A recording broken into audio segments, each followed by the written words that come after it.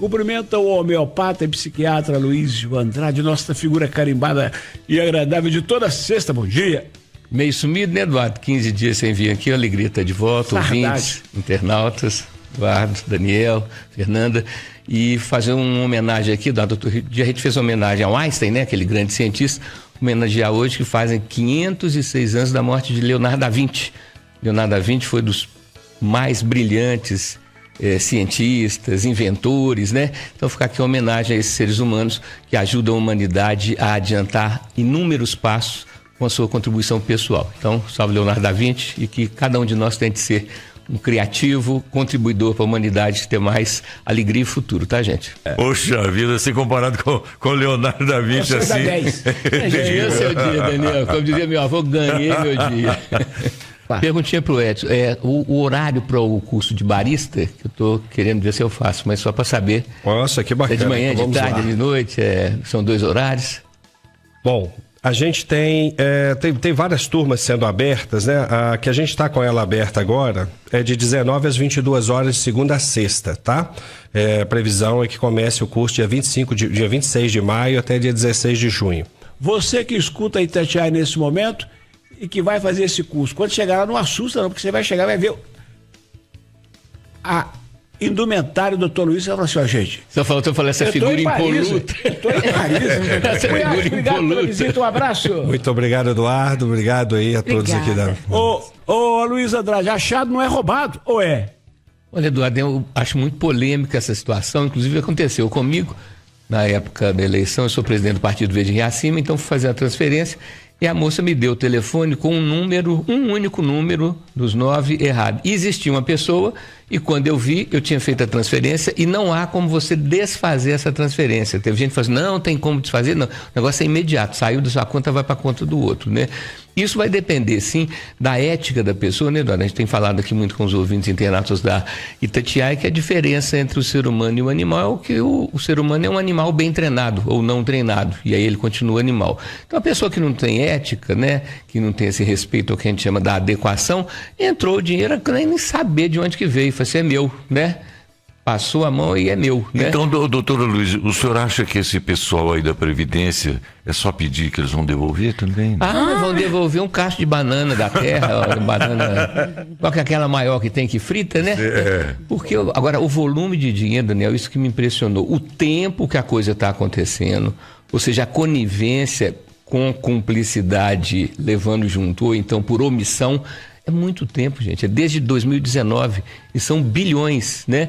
E aquela mordida que parece uma mordida pequena de R$80, mas para quem recebe um salário mínimo, tem aposentados que nem um salário mínimo, às vezes é um pouco menos pelos descontos, que é outra coisa que depois a gente tem que discutir, né, Eduardo? A questão dos empréstimos consignados, que é uma coisa completamente maligna, né? Que a pessoa, na hora que faz o empréstimo, maravilha. Depois, passa um tempo, ela chega a não ter o que receber, porque está tudo empenhado já em empréstimo de coisas que já aconteceram. E interessante, doutor, é porque quem roubou os velhinhos lá, mais antigamente, está na Casa Civil, né? Pois é. E a Georgina, lembra da Georgina, aquela famosa advogada, né? Né? Então, agora, uma dessas pessoas, Eduardo, só por último, fez ao longo do ano 23 viagens internacionais, né? Um negócio assim, e levava a turma, ia com 41 malas, né? E os destinos, entre outros, eram Lisboa, Paris e Dubai.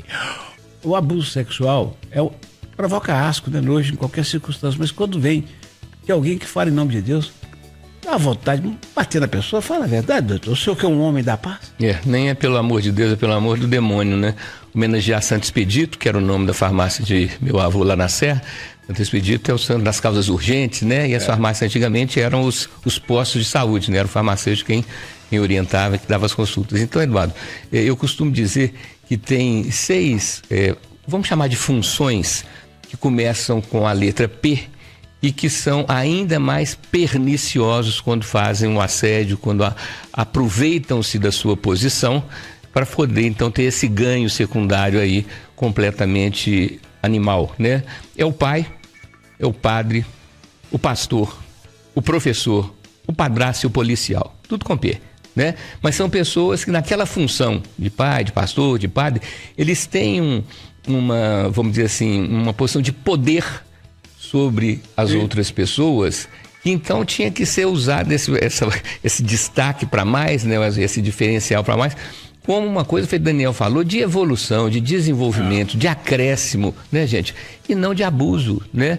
A punição para essas situações, eu penso que deveria ser, primeiro, ele ser imediatamente denunciado, né? Pagar, deixar de ser pastor, ser retirado, né? Porque a partir dessas punições, a gente tem os estudos, Daniel, que mostram que quanto mais rápida é a pena ou a punição, mais eficaz ela é. Não é pelo tamanho da pena, pela duração da pena, mas é o rápido. Quer dizer, identificou. Tem vários testemunhos, porque quando há dúvida, Eduardo, é outra história. Por isso que eu sou contra a pena de morte, né? Sou até a favor da pena de prisão perpétua, dependendo dos crimes, mas com a certeza absoluta. Quando você tem vários testemunhos, quando não é uma armação, quando é uma realidade, tem que haver uma punição de curto prazo. Até porque ela aumenta a sensação de segurança. Porque além da segurança em si, a sensação é importantíssima, né, doutor? Exato. Esse caso cai na minha mesa e fala, a senhora não vai ter seu menino de novo, não. Não vai mesmo. Ah, mas doutor, eu tô doente e tal, então vou fazer o seguinte, essa criança vai ficar aos cuidados de uma família que eu vou indicar aqui por 6 meses. Só volta que daqui a 6 meses nós vamos dar uma avaliada. Entregava essa criança para outra família. Doutor Luiz, imagina o que espera essa criancinha de 4 anos, doutor. Pelo visto, né, Eduardo? Nada de boas perspectivas, né? Você falou uma coisa, eu também nunca pensei em fazer direito e depois pensei, até me arrependi de não ter feito, porque eu ficava imaginando, puxa, se eu não estava na cena do acontecimento, se eu não estava... Como é que eu vou dar uma opinião? Como é que eu vou julgar, né? Sim. Há controvérsias, quer dizer, um fala uma coisa, outro fala outra, eu ia ficar doido, né? Ia precisar de um psiquiatra, porque se um falou uma coisa, outro desmente, aí vem o terceiro que fala que, né? Isso é uma confusão, mas essa questão de você juntar os fatos, juntar os dados, e eu falei coisas que sejam realmente comprovadas, né? De preferência até, Daniel, por mais de uma pessoa, mais de um testemunho, a alegria de você poder colocar nos trilhos uma situação absurda, né? É. Então eu acho que é isso mesmo, quer dizer, por isso que o Conselho Tutelar tem um papel tão importante e o fato do Conselho Tutelar ser eleito, né, na comunidade ali, ele tem essa... Ele é um representante democraticamente eleito, é fundamental, porque o número de pais, o número de mães, o número de responsáveis que são completamente irresponsáveis, né, Eduardo? E a questão da criança e do idoso, né, são as duas pontas, né? É uma vulnerabilidade completa, é uma vulnerabilidade enorme. Então, a sociedade, o poder público tem que estar atento para poder inibir esse tipo de absurdo de abandono. Ô, Daniel, a vida ensina que todo fato tem pelo menos 2 versões. E nem sempre uma das duas é a verdadeira. Às vezes a verdade não está ali. Se uma mãe esquece um filho dentro do carro, tá indo trabalhar, mas só que naquele dia tem que pegar a criança, deixar na escola, esqueceu. A criança morre lá dentro. Ai, meu Deus. Eu morro de dó. Não, eu sofro junto com essa mãe, sabe por quê? Eu acho que isso pode acontecer com qualquer um de nós. Nesse mundo doido. Nessa correria, né? Não, mas pode. É uma tragédia completa, mas pode. Agora, largar o menino dentro de um boteco, vazar, fala, fica que tinha aí, vazar, e 2 dias depois falar que deu um branco, Daniel. Aí a gente fica naquela situação em que você sabe que esse filho não foi um filho desejado, querido, projetado, porque filho, grande parte é infraestrutura. Você tem que ter infra para criar um filho. Não é só emocional, não. Entende? Aí a pessoa vai no emotivo, tem um filho e depois chegam as condições de educar e de crescer e de tomar conta, e tomar conta de família não é brincadeira, entende? E eu costumo dizer, Daniel, que quando a pessoa decide ter um filho, ela está decidindo mudar a vida dela para sempre. É uma semi-reta, tem começo e não tem fim. Mesmo filhos que venham a falecer, eles estão presentes na vida desses pais, dessas mães principalmente, né? Então tem que ser muito pensado, não pode ser assim, né? Distrair e tô grávida. Tem que ser uma coisa organizada. Eu estava falando com a minha nora, eu posso falar? Pode. Eu estava falando com a minha nora, que é a enfermeira, a Fabiola, sobre, eu acho que tinha que ter uma campanha de a Coca-Cola, a Heineken, todo mundo que está ligado nessa coisa de viver, né, do sonho, de consumo e tudo mais e tal, devia fazer as camisinhas e dar de brinde em tudo quanto é lugar, encher as bolsas das meninas, né? Encher as bolsas das meninas de camisinha, de preservativo e tal, do jeito que fosse e tal, porque você ia evitar o não nascimento de uma quantidade de bandidos, de uma quantidade de gente que vai fazer esse tipo de crime do outro lado. Né, pobres coitados. É terrível. E é importante falar, Eduardo, que o preservativo, a camisinha, é a forma de evitar gravidez e doenças sexualmente transmissíveis mais barata e mais eficaz. Luiz, Com filhos desejados, por favor.